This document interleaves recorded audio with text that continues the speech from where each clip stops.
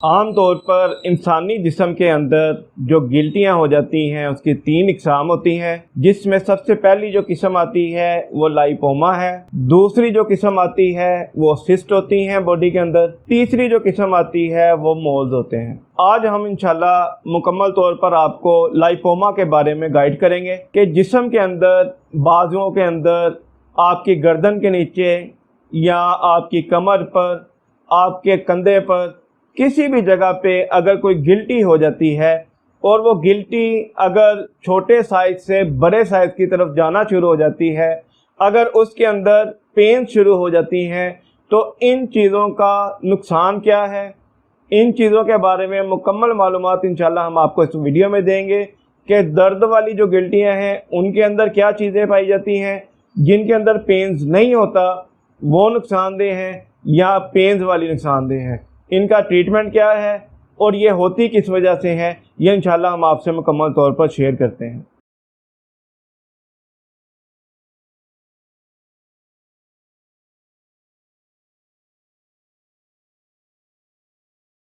अस्सलाम वालेकुम, बिस्मिल्लाहिर्रहमानिर्रहीम। आप देख रहे हैं ताज मोहम्मद ओमिया क्लिनिक। मैं हूं डॉक्टर इसार अहमद राना।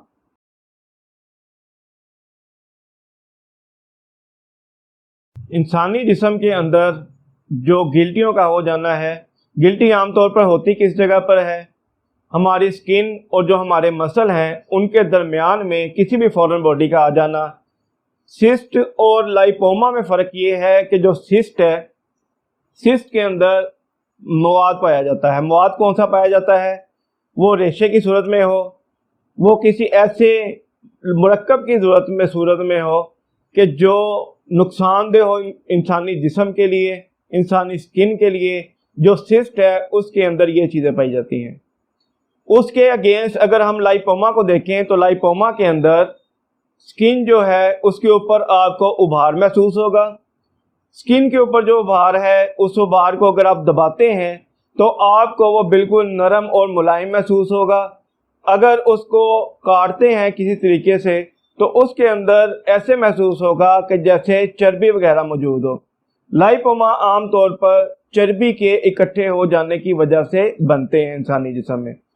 आम तौर पर जब ये छोटे साइज़ के होते हैं तो इंसानी सेहत के लिए इतने नुकसानदेह नहीं होते, क्योंकि वो अपने साइज़ को इंक्रीज़ नहीं कर रहे होते।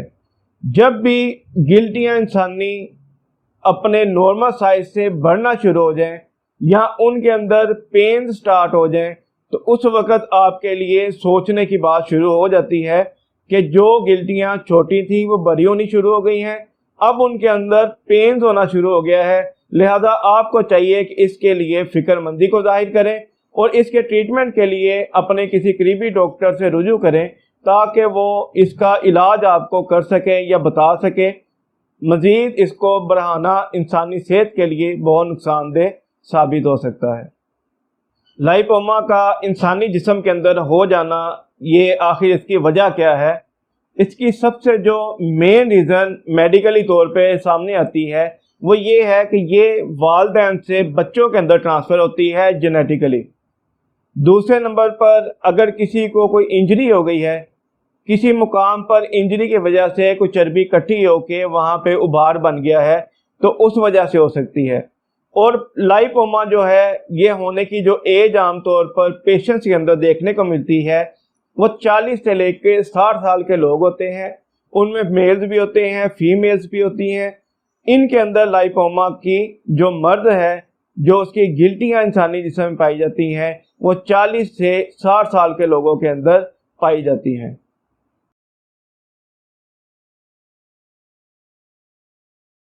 लाइपोमा के लिए अगर आप किसी पेशेंट को देखते हैं कि गिल्टियाँ बनी हुई हैं उसकी स्किन के ऊपर, हाथ पर, बाजू पर या कंधों पर, तो इसके लिए जो मेडिकल टेस्ट करवाया जाता है वो ये करवाया जाता है कि जो आपका टिश्यू है उसका सैंपल रिमूव किया जाता है, वहाँ से उसकी बायोप्सी करवाई जाती है। टिश्यू के सैंपल को रिमूव करके उस गिल्टी में से लाइपोमा की जो है या किसी भी चीज़ की है उसकी आप बायोप्सी करवाएंगे। बायोप्सी से ये चीज़ वाज़िया होगी कि आया ये सिस्ट है, मैलिग्नेंट है, लाइपोमा है या खुदा न खासा कैंसर की गिल्टियाँ हैं ये सारी चीज़ें आपको बायोप्सी से पता चल सकती हैं। दूसरे नंबर पे जो हम पेशेंट का करवाएंगे वो एक्सरे होता है। एक्सरे के अंदर जो इसकी माहियत और इसकी जो शक्ल है वो वाज़ह तौर पर देखी जा सकती है। लिहाजा ये दो टेस्ट जो मैंने आपको बताए हैं, एक बायोप्सी और दूसरे नंबर पर चेस्ट एक्सरे, ये सबसे पहले हम पेशेंट के करवाएंगे।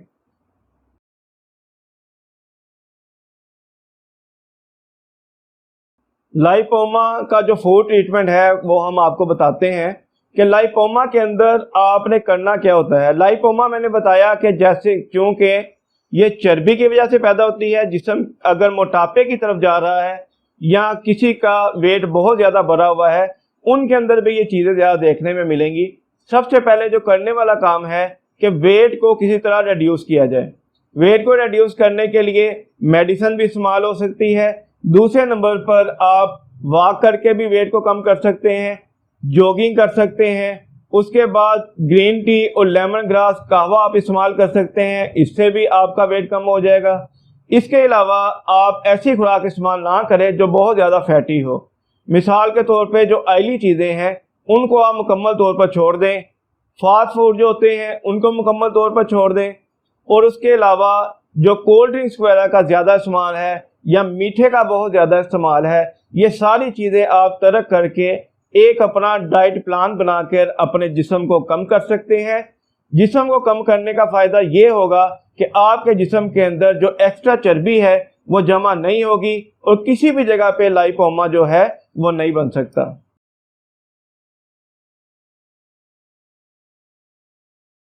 लाइपोमा का जो नेचुरल ऑफ क्योर यानी कि होम्योपैथिक तरीका इलाज के अंदर इलाज बनता है, इसकी जो मेडिसिन है काली आयोडाइम है।